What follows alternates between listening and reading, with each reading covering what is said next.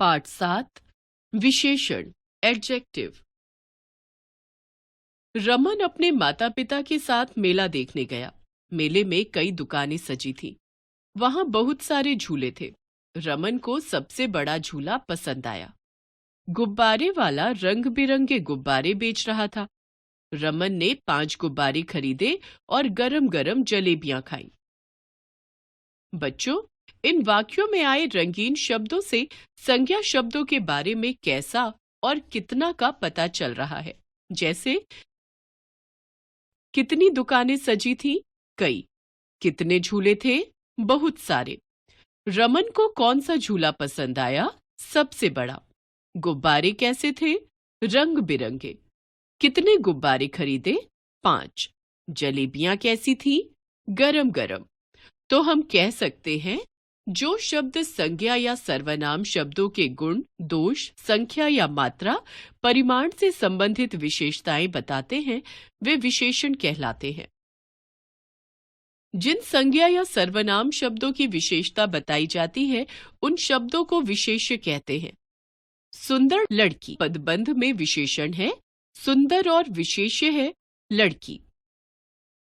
विशेषण के भेद। विभिन्न विशेषताओं के आधार पर विशेषण के 4 भेद हैं: गुणवाचक, संख्यावाचक, परिमाणवाचक, सार्वनामिक।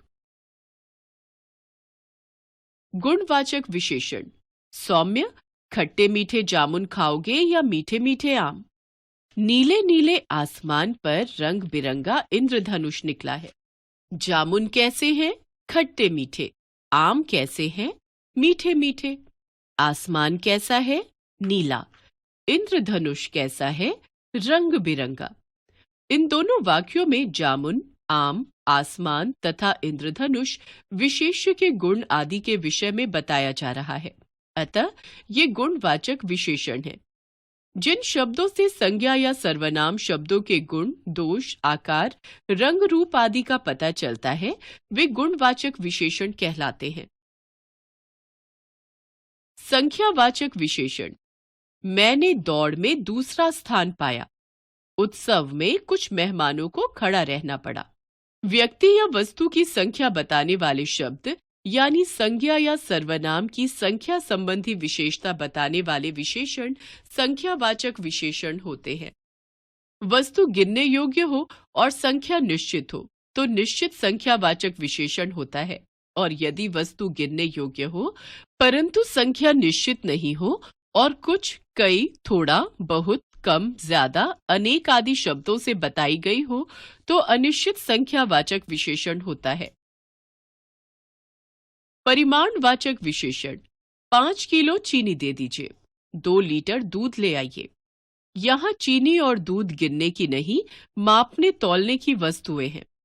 किसी वस्तु की मात्रा, माप, तौल आदि के विषय में बताने वाले शब्द परिमाणवाचक विशेषण होते हैं। संख्या या गिनती इसमें भी होती है, पर वह मापने तौलने के उद्देश्य से ही होती है। संख्यावाचक की भांति इसमें भी निश्चित तथा अनिश्चित परिमाण होता है। जिन शब्दों से निश्चित परिमाण या मात्रा का बोध होता है, वे निश्चित परिमाणवाचक विशेषण होते हैं।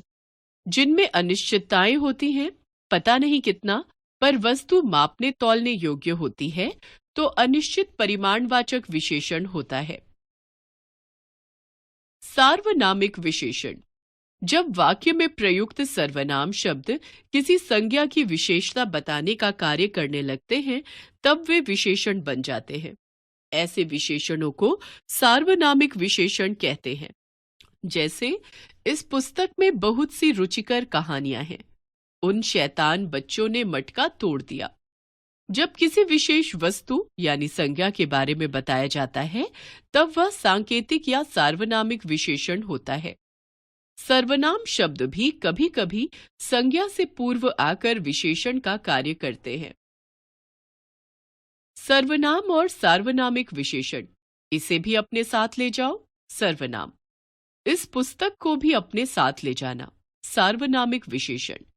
पहले वाक्य में इसे किसी संज्ञा के स्थान पर प्रयुक्त होने के कारण सर्वनाम है, पर दूसरे वाक्य में पुस्तक संज्ञा की विशेषता बता रहा है, अतः यह सार्वनामिक विशेषण है।